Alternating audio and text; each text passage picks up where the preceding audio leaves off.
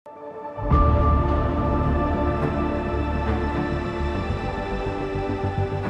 মুহূর্তে satellite internet সেবা নিয়ে ব্যাপক আলোচনা চলছে। বাংলাদেশে স্যাটেলাইট ইন্টারনেট সেবা সরবরাহের আগ্রহ প্রকাশ করেছে মার্কিন প্রযুক্তি উদ্যোক্তা বিলিয়নিয়ার ব্যবসায়ী ইলন মাস্কের প্রতিষ্ঠান স্টারলিংক।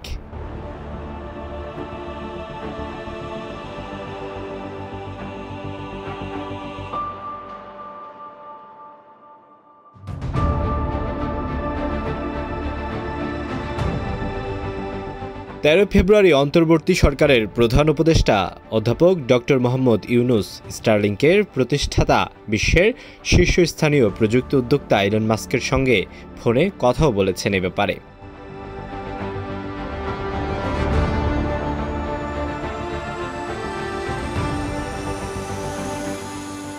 প্রশ্ন হলো, স্টারলিংক বাংলাদেশে এলে কি সুফল পাওয়া যাবে? প্রযুক্তি খাতের ব্যক্তিরা বলছেন, স্টারলিংক বাংলাদেশে এলে দুর্গম এলাকায় খুব সহজে উচ্চগতির ইন্টারনেট সেবা পাওয়া যাবে। ফলে ইন্টারনেট সেবার ক্ষেত্রে গ্রাম ও শহরের মধ্যে পার্থক্য ঘুচে যাবে।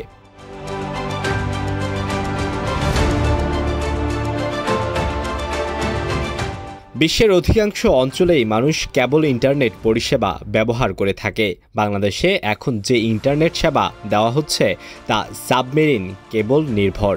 তবে স্যাটেলাইট ইন্টারনেট কোনো তার ছাড়াই সরাসরি স্যাটেলাইট থেকে সেবা দেওয়া হবে। প্রত্যন্ত অঞ্চলে বা গ্রামে যেখানে ফাইবার নেটওয়ার্ক স্থাপন করা কঠিন, সেখানে স্যাটেলাইটের মাধ্যমে ইন্টারনেট সেবা একটি উত্তম সমাধান হতে পারে।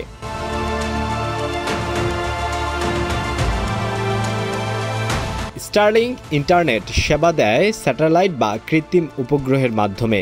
ইন্টারনেট সেবা জিও স্টেশনারি থেকে আসে, যা ৩৫,৭৮৬ কিলোমিটার উপর থেকে পৃথিবীকে প্রদক্ষিণ করে। পৃথিবীর নিম্নপক্ষে স্থাপিত হাজার হাজার স্যাটেলাইটের একটি সমষ্টি হচ্ছে স্টারলিংক, যা পুরো বিশ্বকে উচ্চগতির ইন্টারনেট সেবা দিতে প্রস্তুত।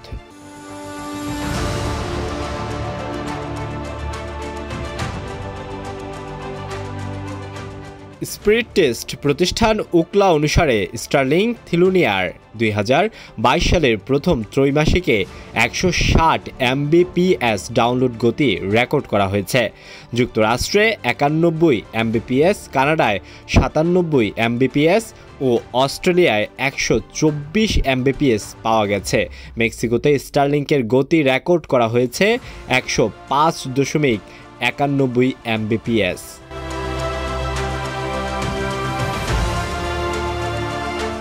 স্টারলিংকের বড় সুবিধা হলো আড়ি পাতার সুযোগ নেই। বিগত সরকারের আমলে বাংলাদেশে বিনিয়োগের আগ্রহ প্রকাশ করেও আড়ি পাতার শর্তের কারণে আর আগায়নি। নতুন সরকার কি আড়ি পাতার ক্ষেত্রে ছাড় দেবে নাকি স্টারলিংক শর্ত মেনে বাংলাদেশে আসবে তা এখনও স্পষ্ট নয়।